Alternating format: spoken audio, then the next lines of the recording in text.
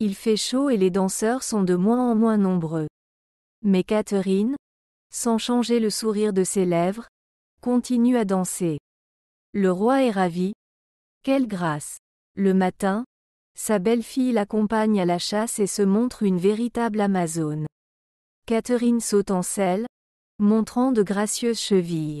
François Ier ne sait pas que cette jeune femme a l'intention de conquérir la cour de France. Elle utilise une stratégie infaillible, la diplomatie des jambes fines. Elle ne pouvait changer ni son apparence ni son origine. C'est ainsi que Catherine de Médicis est arrivée à la conclusion qu'il ne servait à rien d'être triste. Oui, elle est aujourd'hui une personne indésirable. On parle même de divorce. Son oncle, le pape, était mort dans de mauvaises conditions, la laissant sans ressources. Et elle n'était pas belle.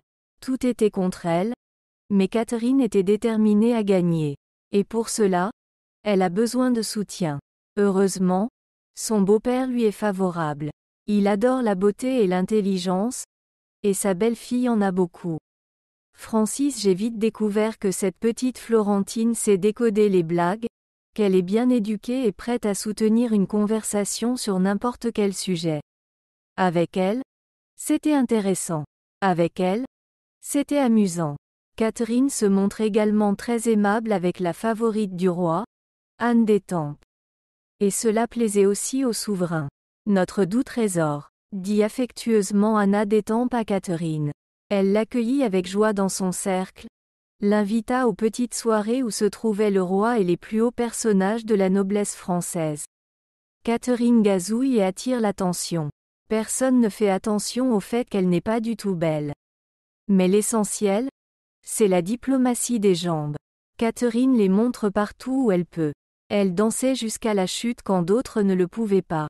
Elle était si résistante que tout le monde s'émerveillait de la force de cette fille. Catherine n'avait peur de rien quand elle chassait. Et le roi adorait ce divertissement. Catherine a apporté en France une selle latérale étonnante, qui a été immédiatement copiée et utilisée par d'autres dames. Auparavant, il ne pouvait suivre le cavalier que tranquillement, car il devait mettre quelque chose comme une chaise sur le cheval. Aujourd'hui, les Florentins ont appris que les selles étaient différentes. Et il n'était même pas nécessaire d'avoir un support pour monter à cheval. Mais comme leurs jupes se relevaient joliment, montrant leurs jambes minces. Et Catherine de montrer que sous ces mêmes jupes se cachent d'élégants pantalons.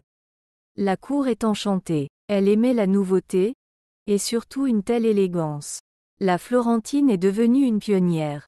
Puis elle apparaît à la cour dans une incroyable robe de satin bleu marine avec des manches blanches bouffantes brodées de soie noire. Elle est si incomparable que les dames s'extasient. Catherine sourit tranquillement. Tout se passe comme prévu. Sans difficulté, Catherine trouve la femme la plus intelligente de l'époque, la sœur du roi, Marguerite de Navarre. Ce n'est pas pour rien que la Florentine passait beaucoup de temps dans la bibliothèque du monastère. Elle avait quelque chose à dire à cette femme. Et la sœur de son mari, la jolie Madeleine, Catherine conquiert son goût dans le choix des tenues. Elle s'enracine, elle devient indispensable. Peu à peu, plus personne ne grogne, il faut la renvoyer. Un seul homme est indifférent à l'astucieuse Catherine et à ses jambes élancées. Son mari, Henri, la duchesse d'Orléans, titre qu'elle porte à l'époque, est désagréablement choqué par cette découverte. La femme principale d'Henri est Diane de Poitiers, une beauté d'âge mûr. 19 ans d'écart d'âge, et elle le rend toujours aussi fou. Catherine l'observe attentivement, mais ne fait rien pour l'instant. Elle est curieuse de voir comment les choses vont évoluer. De plus, à cette époque, elle sous-estimait encore Diane, ne pouvait pas croire que cette passion durerait longtemps. Et les événements prirent une tournure inattendue. En 1536, le roi François se rend avec la cour à Lyon.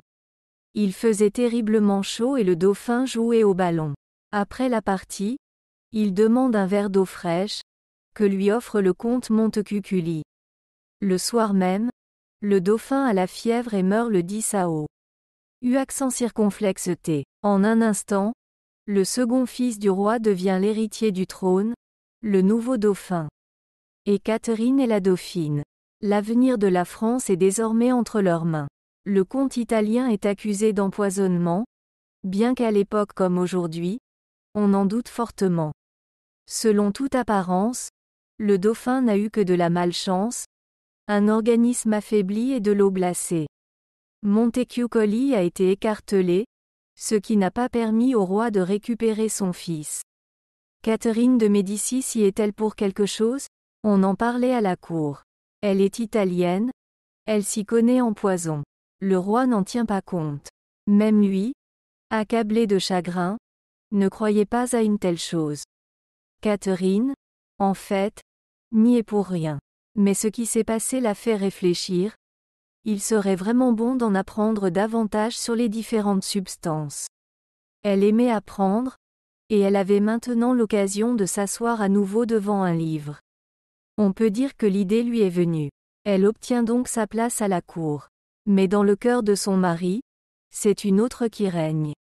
De plus, en 1537, on apprend qu'Henri a un enfant hors mariage, une fille, celle d'une certaine Philippa Duchy. Et Catherine n'a jamais montré le moindre signe d'une position intéressante. Comment peuvent-ils l'être? S'écrie la dauphine. Si mon mari ne vient pas à moi? Il faut régler la question. Et le plus vite possible. Pour rester en France à jamais et devenir reine, il lui faut un fils.